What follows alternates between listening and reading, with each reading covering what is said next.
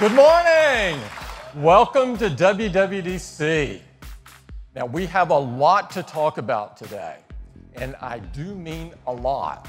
We have 6 important announcements to share with you this morning, and I'll start with tvOS. We're really thrilled to announce that Amazon is coming to the TV app and all Apple TVs later this year with Amazon Prime Video. Number 2, let's talk about Apple Watch. So watchOS is moving forward really quickly, and I'm very excited to introduce watchOS 4 today. This is the new Siri watch face. Now, it automatically displays the information that's most relevant to you, and you can also access Siri just by tapping on the new complication on the top left. And it automatically displays this information with the same type of intelligence we've applied on iOS. We're using machine learning to adapt automatically based on your routines and the apps that you use when you use them. Now, sometimes you might like kind of less information and more graphics, and that's the soul of the new kaleidoscope face. It displays a beautiful, symmetrical pattern that slowly changes throughout the day. And you can rotate the crown, and you can get this kind of trippy effect whenever you want. Now, Mickey and Minnie have been a big hit on Apple Watch, and more characters have been working to find their way in. And I'm really excited to welcome Woody and Jessie and Buzz. watchOS 4 activity notifications are more personalized to you to help you close your rings more often. We're also introducing monthly challenges. And these challenges are designed to help you either beat or repeat something that you accomplished or came close to doing, and they're all achievable because they're based on your real history. Now, we've also enhanced the workout app to be even easier to use and more powerful. Starting with the new UI, where quick start's right up front, you can just tap and go. It's much easier. We're enabling, for the first time, two-way data exchange in real time with gym equipment. Now, this is being supported by the largest gym manufacturers in the world, who provide about 80% of equipment in gyms today. And Apple Watch-enabled equipment will be rolling out starting this fall. With the new music app, we're going to automatically sync music for you based on what you love to listen to. So you can easily play your music now, and we support multiple playlists and music on the watch now. There's a lot more coming in watchOS 4, including, for example, a new flashlight in the control center, which you can also use as a blinking safety light when you're doing an evening run. And we're also now supporting native core Bluetooth on the watch. So, for example, continuous glucose monitoring directly from Dexcom sensor to your watch. Developer preview is available today, so you can get going. And there's a free upgrade for everyone across all watches this fall. Now, let's talk about a product that in many ways is the heart and soul of Apple. And of course, I'm talking about the Mac.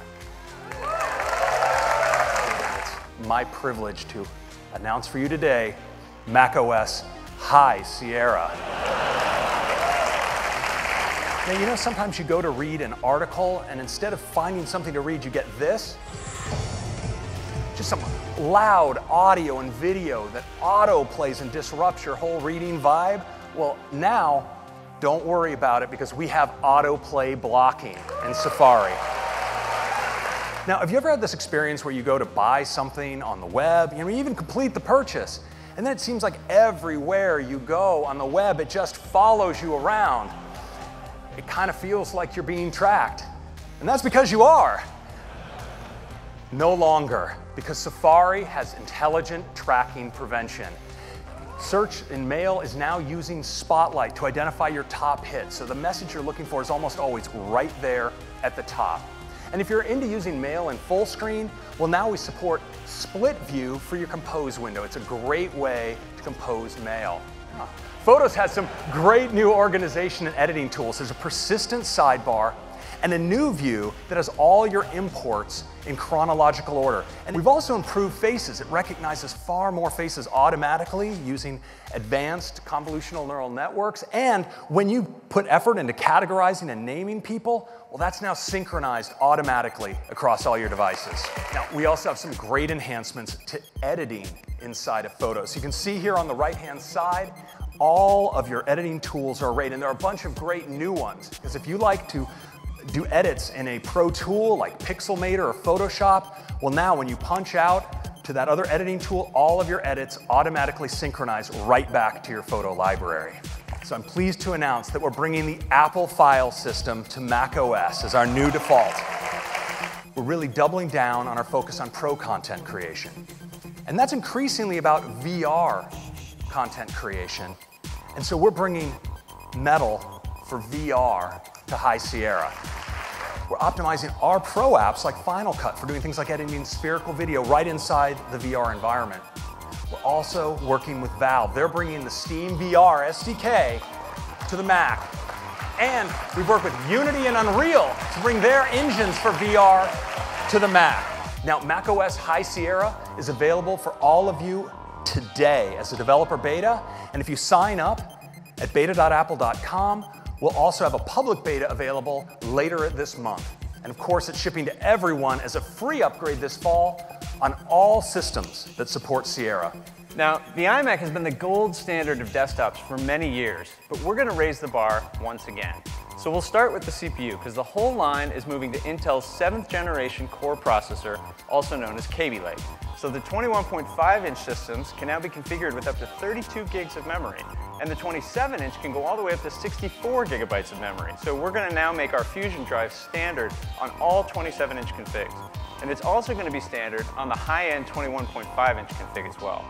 In addition, our SSD options are going to be up to 50% faster and now available up to 2 terabytes. And the iMacs are getting an I/O upgrade as well, because we're giving them 2 USB-C connectors which support Thunderbolt 3. We're going to bring even more value to the iMac product line. For the first time ever, we're going to have a 4K iMac that starts at just $12.99. But the updates don't stop with just the iMac, because we're refreshing our notebooks today as well, because we're moving to Kaby Lake here as well. And we're bringing faster SSDs to our MacBook and faster standard graphics to the 15-inch MacBook Pro. But just like the iMac, we're going to bring more value here as well, because we're going to have a new configuration of the 13-inch MacBook Pro that also starts at just $12.99. So that is the new iMac Pro. Now, the first thing you'll notice, it features the same great design as our 27-inch iMac, but it's in this seriously badass space gray finish.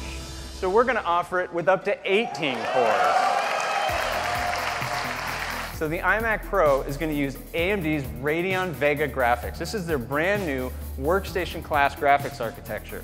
It's going to be available with up to 16 gigabytes of VRAM and over 400 gigabytes per second of memory bandwidth. But we didn't want to stop there either. So we're going to let you configure it with up to 128 gigabytes of ECC memory. That's twice what you can do in a standard 27-inch iMac. Now, the iMac Pro is also going to have a full complement of high-performance I/O, including 4 Thunderbolt 3 ports, and for the first time ever in any Mac, built-in 10 gigabit Ethernet. Well, this is the starting configuration of the iMac Pro, and we're going to price it at just $49.99. And it's going to be available in December. Hello again. Let's talk about iOS 11.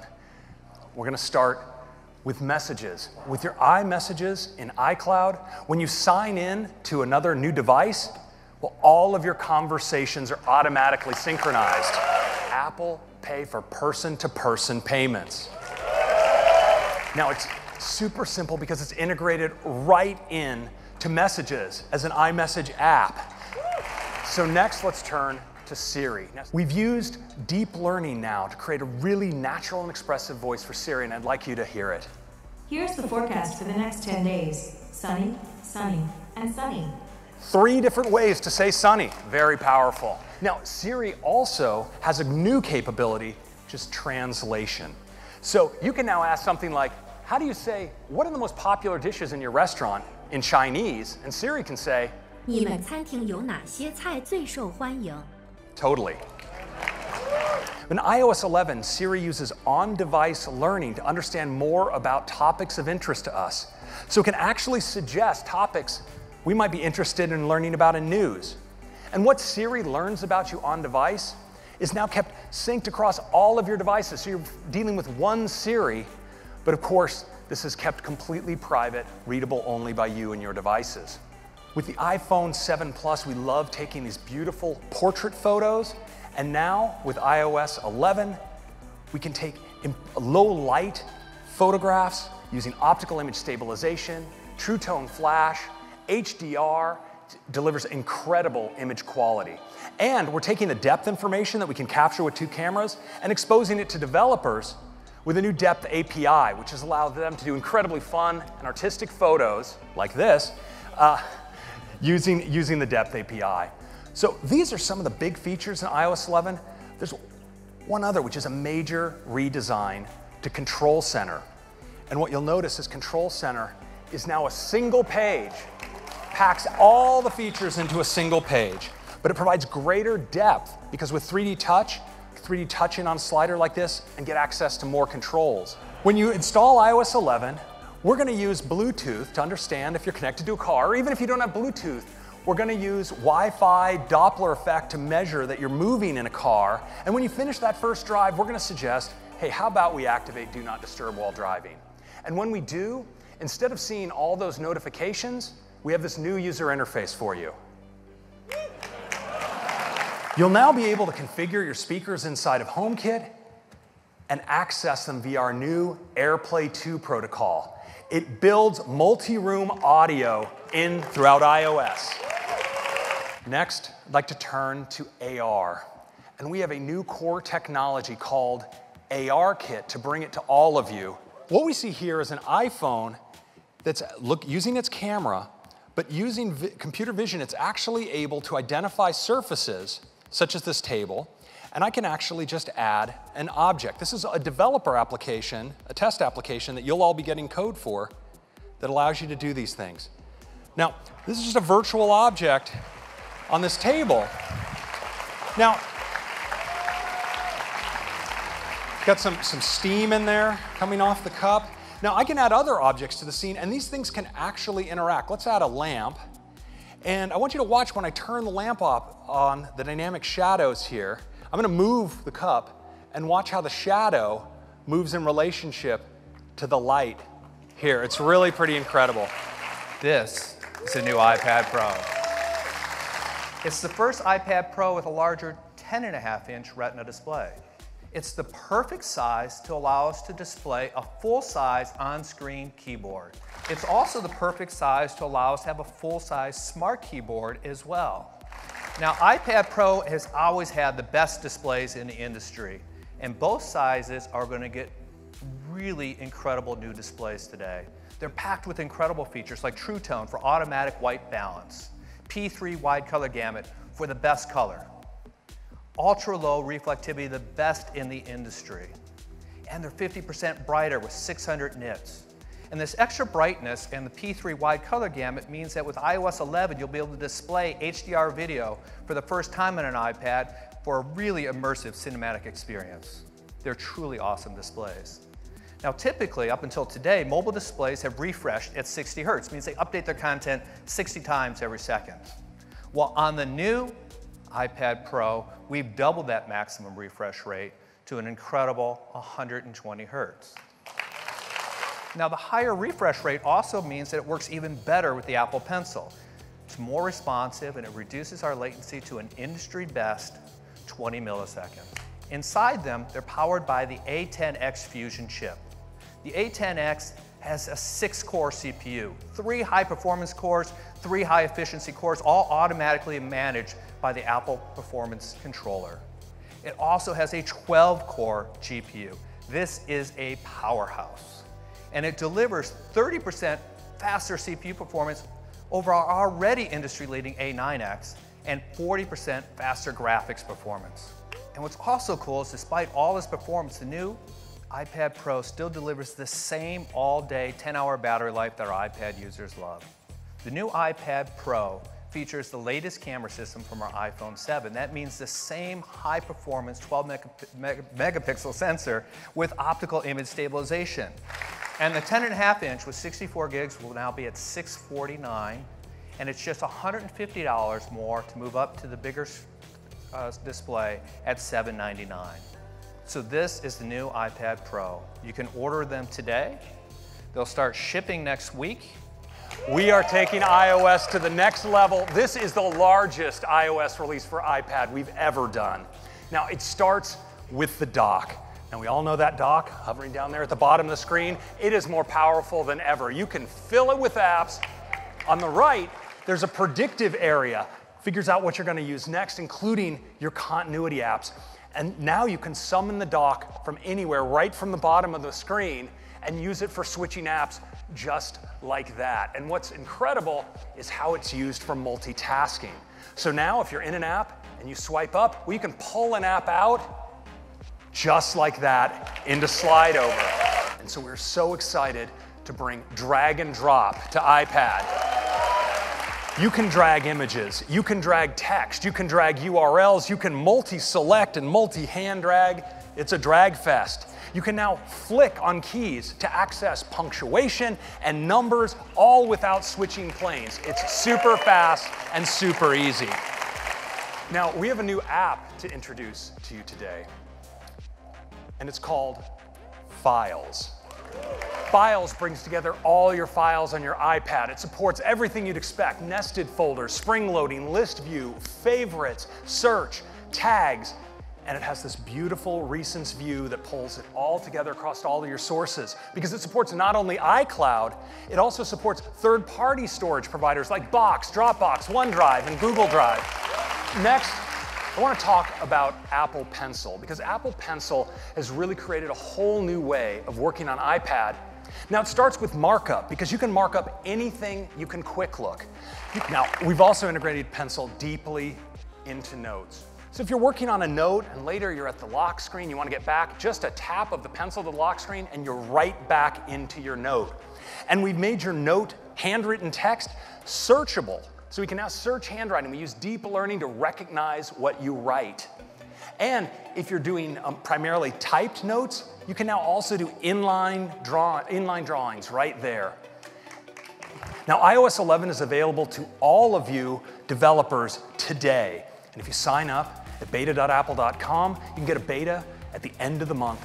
And we're making it available as a free upgrade to everyone in the fall. It supports all of these devices. We've got one last thing to talk to you about. Just like we did with portable music, we want to reinvent home music. It is absolutely beautiful, and we call it HomePod. The HomePod is just under 7 inches tall. It's covered in a seamless 3D mesh fabric that has incredible acoustic properties. Along the bottom is a 7-array beamform tweeter pack that's packed with 7 tweeters, each with their own individual driver. It has a really big woofer, a 4-inch woofer, upward facing with a large motor to move a lot of air. And all of this is controlled by an Apple A8 chip. It works with an array of 6 microphones around the middle. So as you talk to it and you say those magic words, "Hey Siri," you see a waveform light up on top, and now it can respond to your commands and help serve up the music you want to hear. And since Siri's built in there and you can speak to it, well, the team's also worked hard to make it a great and helpful home assistant as well. And because there is a HomePod base, a HomeKit base built into HomePod, that means anywhere in the world, once you've set up your first HomePod, you control your HomeKit devices remotely using the built-in Home app on your iPhone or iPad. So we're really excited to tell you that HomePod is going to be priced for $349. It comes in white and space gray. It'll start shipping this December, first in the US, UK, and Australia, and then next year we'll start bringing it around the world. It's been an incredible morning. I hope everyone here has a fantastic week. Thank you. Thank you. Thanks, John. All right. So many great things happening with the Mac. And John, I agree, that iMac Pro is really badass.